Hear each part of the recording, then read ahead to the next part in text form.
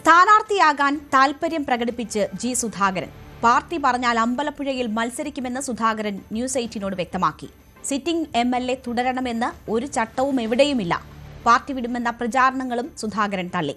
സജി ചെറിയാൻ കാര്യങ്ങൾ ശ്രദ്ധിച്ചു ചെയ്യണമെന്നും സുധാകരൻ പറഞ്ഞു.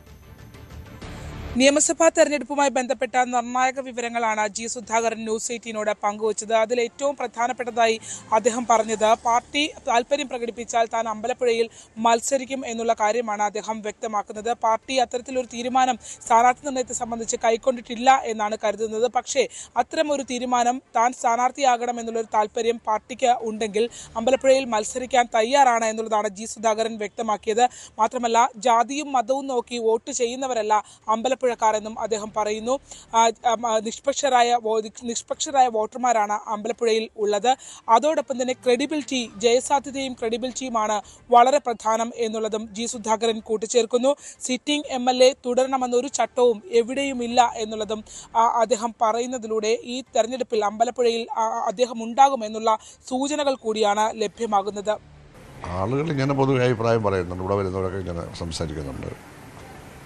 ഞാനതിനൊന്നും തന്നെ ഒരു പ്രത്യേക പ്രാധാന്യം കൽപ്പിച്ചുള്ള നിലപാടുകളൊന്നും വന്നവരോടും പറഞ്ഞിട്ടില്ല. പാർട്ടി തീരുമാനം എടുക്കുന്നതനുസരിച്ചാണ് ഇതുപോലെ പ്രവർത്തിച്ചിട്ടുള്ളത്. അത് ഇലക്ഷൻ്റെ കാര്യത്തിലായാലും മറ്റു കാര്യത്തിലായാലും അതുപോലെ തന്നെയുള്ള സമീപനമാണ് ഇനിയും തുടരാൻ പോകുന്നത്. പാർട്ടി വിടണമെന്നുള്ള പ്രചാരണങ്ങൾ ജി സുധാകരൻ പൂർണ്ണമായി തള്ളുകയാണ്. മുതിർന്ന നേതാക്കളെ പാർട്ടിയിൽ നിന്ന് ഇത്തരത്തിൽ തുരത്താൻ ഒരു വിഭാഗം വലിയ തോതിൽ പ്രവർത്തിക്കുന്നു എന്ന് ജി സുധാകരൻ ഇപ്പോഴും ആരോപണം ഉന്നയിക്കുന്നുണ്ട്. അദ്ദേഹം പറയുന്നത് നവമാധ്യമങ്ങളിലൂടെ അടക്കം മുതിർന്ന നേതാക്കളെ അപമാനിച്ചുകൊണ്ടുള്ള പോസ്റ്റുകൾ ഇടുന്നു.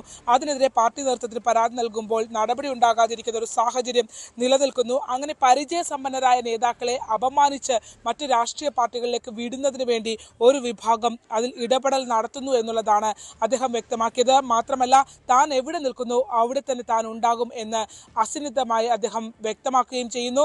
താൻ വിശ്വസിക്കുന്ന സംവിധാനത്തിനോടൊപ്പം പാർട്ടിയോടൊപ്പം പാർട്ടി ഏൽപ്പിച്ച ഉത്തരവാദിത്തങ്ങൾ വെള്ളം ചേർക്കാതെ നിലകൊള്ളുമെന്നും ജി സുധാകരൻ തുറന്നു പറയുന്നു.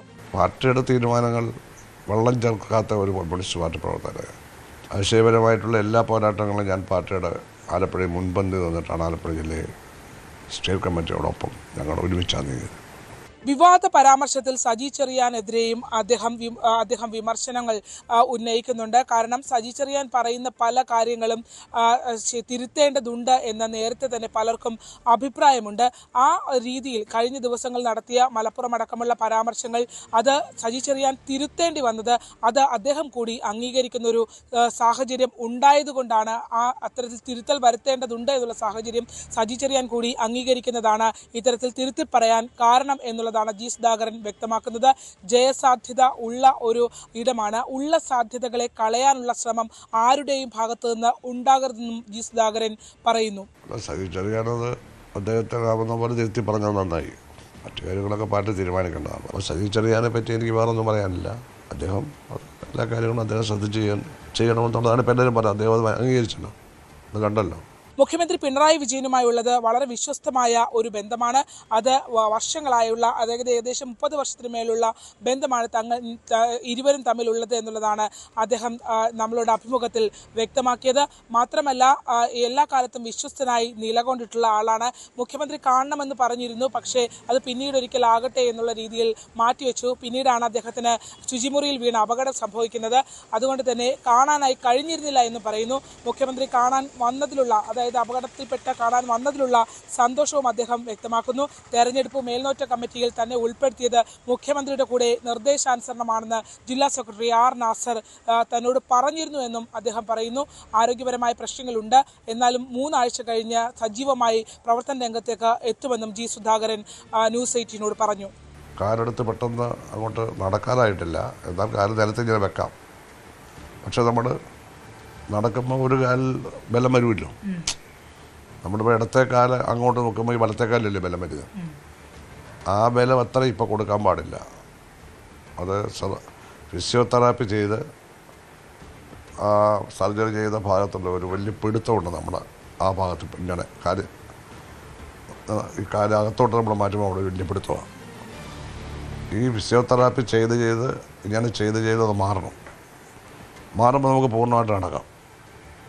അതാണ്. അപ്പോൾ അതനുസരിച്ചൊരു ഫെബ്രുവരി 10 വരെ ഒന്ന് വെയിറ്റ് ചെയ്യണം. അതുവരെ ഇത് ചെയ്യുക, എന്നിട്ടത് പറയാം. എന്തായാലും നമ്മൾ നോർമൽ സ്റ്റേജിലേക്ക് അതിവേഗം വന്നുകൊണ്ടിരിക്കുകയാണ്. മറ്റൊന്ന് ഏറ്റവും പ്രധാനപ്പെട്ടതായി അദ്ദേഹം പറഞ്ഞത് സ്ഥാനാർത്ഥികളുടെ ജയസാധ്യതയെക്കുറിച്ചാണ്.